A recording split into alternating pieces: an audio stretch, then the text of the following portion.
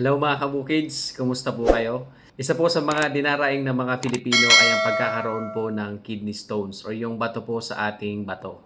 So hindi po yan maganda kasi pwede po yan mag-cause ng chronic kidney disease. Dahilan para mahirapan po tayong umihi. And ang pinaka-worst po kapag sira na po ang ating kidneys, pwede po tayong madialysis.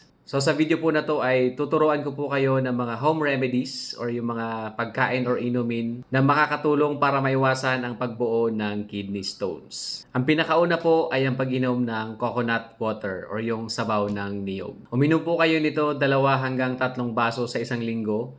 Nakakatulong po ito para mapaliit ang mga kidney stones. Pangalawa po ay ang lemon juice. Uminom lang po kayo nito 1 baso araw-araw. Nakakatulong po itong mapababa ang panganib ng pagkakaroon ng kidney stones. Pangatlo sa ating listahan ay ang apple cider vinegar. Maghalo lamang po kayo ng 1 kutsara nito. Ilagay niyo po sa 1 basong tubig at inumin niyo po ito 2 beses sa isang araw. Nakakatulong po ito para maiwasan ang pagbuo ng bagong kidney stones.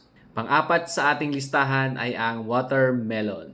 Ang pagkain po ng madalas ng pakwan ay nakakatulong po para mailabas ang kidney stones sa ating bato. At ang panghuli ay ang kidney beans. Kumuha lang po kayo ng 60 grams nito. Ihalo po ito sa 4 na litrong tubig at yan po ang gagawin yung tubig sa maghapon. Sana po mga kabukids ay may natutunan po kayo. That's it for now mga kabukids. Maraming salamat po sa inyong panonood.